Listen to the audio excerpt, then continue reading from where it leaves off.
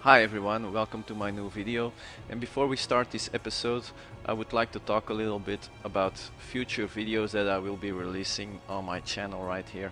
I'm gonna make a few changes. I saw on my YouTube channel, I was looking around a bit and I noticed that my videos are quite long, and when people watch a video of mine, and mostly they take 45 minutes or an hour my videos, and people only watch 40 minutes, 40% or something uh, of those videos. So I'm concluding that my videos are too long. The duration is just too long, so I'm going to shorten them up a little bit. So what I'm about to do is I'm going to split the videos.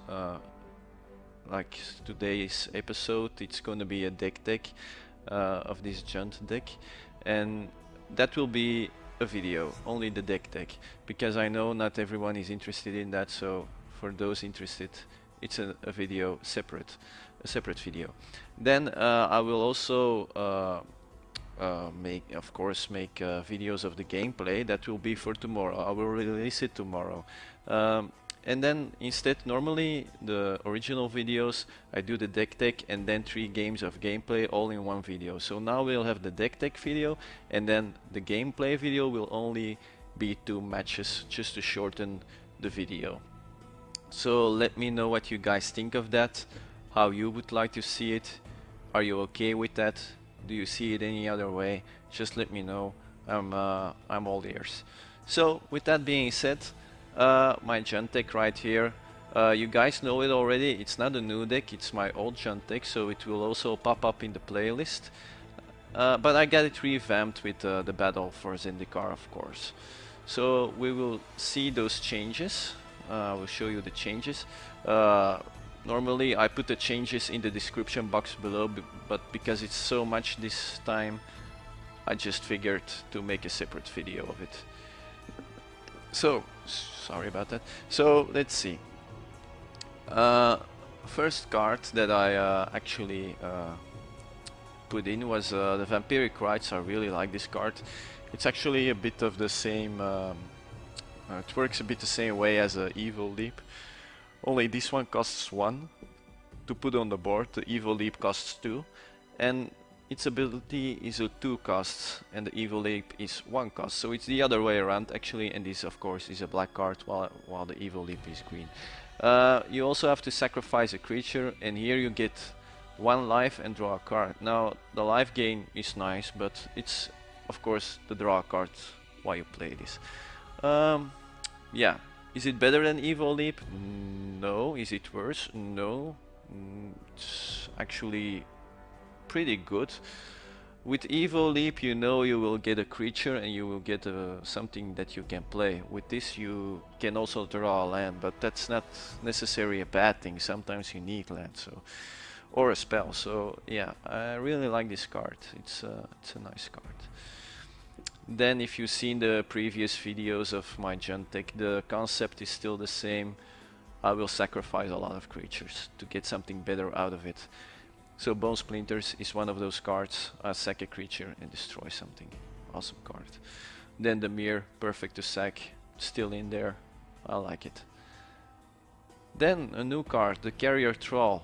For 2 mana, 1 black, you get a 2/1, which isn't bad already. And then when he dies, I get a 1/1 Scion that I can sacrifice for a mana. So early game, this is a bit aggro. It's not an aggro deck at all, but it puts a bit pressure on the board, which isn't that bad. And if he dies and you're a bit mana screwed, yeah, you can use that 1 mana to play something bigger. Then the Visionary is still in there. I shaved 1 copy of it, but I still think it's a great card in this deck. It lets me draw, and I got a chump blocker or something to sack. Yeah, it fits in nicely here. Then the Evil Leap, of course, we all know it. Auto include for this one. Liliana, we sack a lot of creatures, so it wouldn't be a problem to flip her. Flashback, yeah, we're sacking. I can't imagine a better sack outlet than the Flashback.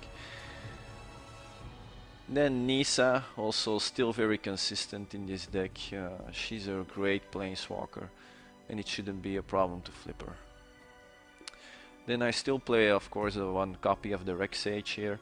I do have the impression that there are more enchantments around now after the update, so maybe I'll drop something else and put a second copy in it. But honestly, I don't know what to shave, what to drop, so yeah, I'm a bit stuck there, so I just stick it to the one copy for now. Then I still play 4 copies of Act of Treason. Now the reason why I play this one and not the Treacherous Instinct is because all of my sack outlets are mana cost. It's not like the Bloodflow Vampire there, when you sack a creature to that. It's for free, so then you could play the Treacherous Instinct. But I don't play that vampire anymore. Originally I did, but I don't do that anymore because when your opponent sees that vampire, he already knows that you're playing Act of Treason or Treacherous Instinct and you give it away. Now, with the Evil Leap and everything going on, usually they don't expect it, I think. So, of course, better players will notice it, but yeah. Most of the time they won't see it coming. And anyway, Act of Treason, it's 3 mana cost and the Treacherous Instinct is 4. Now it doesn't seem quite a lot, and for that 1 mana more you do get 2 damage more, which is absolutely great. But yeah, I prefer to play it earlier, that I can play it and sack his creature with the Bone Splinters, for example, or something else. And the 1 mana is significant. Then the Gravedigger, I still play 1 copy of it. Yeah, I just like to go in my graveyard and recur things. It's just my kind of gameplay. I really like that, so still in. Then the Eyeless Watcher. Now, if you've seen the video where I opened the boosters there from Battle for Zendikar, I opened this one and I said that I wasn't too impressed by it, because you pay 4 for 3 1/1s. Okay, you can sack him and boost your mana pool for a turn, but I wasn't too impressed by it. And now I've put it in, I tested it, and actually here it works pretty well. I get 3 chump blockers. The deck isn't the fastest deck around, so I can use the blockers, and I can sack it to cast something bigger. So that's pretty good actually. I really like it. And I got 3 creatures to sack to one of my other sack outlets if necessary. So yeah, it's actually working great. I take my words back from the other video. Then the Languish, still got 2 copies in it. Against aggro decks early game I need this. The deck isn't, like I said, it's pretty fast, but it can hold itself together early game, but the Languish can surely help.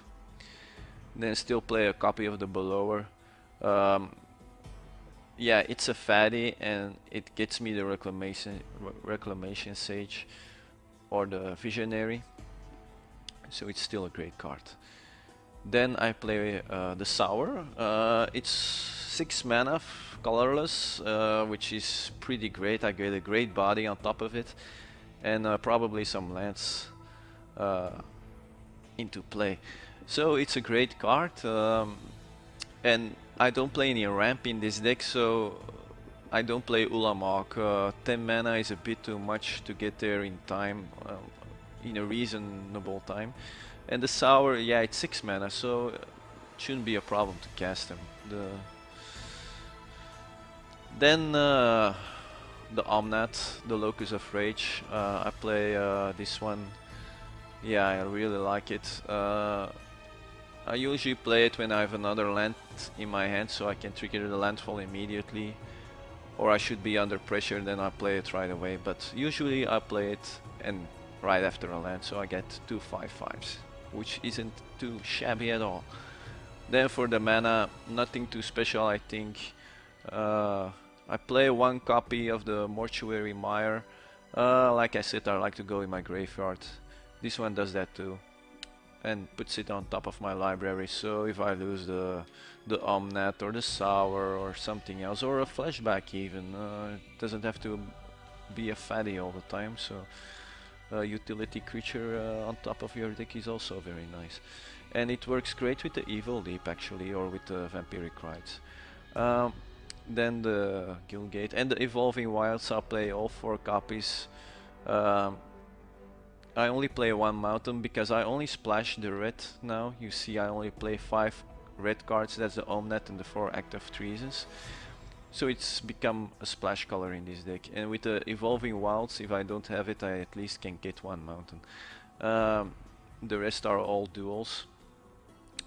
Maybe a bit much, but 1, 2, yeah, 7 duels with red. It's maybe a bit too much, but yeah, with all the mosses going around, it doesn't hurt to play a little extra red, even if it's a splash color. Because the splash nature of the red color in this deck, I had to drop Chandra because I couldn't flip her anymore, consistently anyway. So I shaved her off. Yeah, it's too bad. It's a planeswalker. It's a great planeswalker, but if you can't flip her, it's no use. So let's see the deck stats right here and the curve. So most of the cards are black followed by the green, and then like I said, only 5 red colors and 5 colorless. Then for the mana curve, the 1-drops are the Vampiric Rites and the Bone Splinters. And then we go to we got plenty of 2-drops, and then you see the curve nicely going off. So it's a pretty nice curve. I don't have any 5-drops though, something I could probably work on a bit. And then the 3 bombs are 6 drops. So yeah, there's nothing much wrong with the curve. It's a nice curve, it works great. I don't have all the cards yet, so I'm still working on that. Now 2 cards that I will probably include once I got the whole set is Obnixilis. I love that card, really want it. Great planeswalker, I think, and that's a 5 cost, so I guess it's fitting in nicely here. Don't know what to drop though. And then the green creature there for 6 mana, the Murasa, or I don't know its name anymore. The one that lets you get a card back from your graveyard there. Big body. And I will probably lose a Sour for it, because it's got a bit more synergy with the deck. It works a bit better than the Sour, I guess. Yeah, so that's the deck for you guys, and it also concludes the video for today. Let me know what you think of it. How do you see this deck? Do you think it will work great? Do you see Mackie put that card in? I think it works great. Give me some advice or criticisms. I will happy to listen to them, and maybe I will even change a bit. So yeah, let me know what you think. It's always nice to hear advices. So I hope you people enjoyed this video, and tomorrow I will post a gameplay video of this deck. Have a nice day, guys. Bye.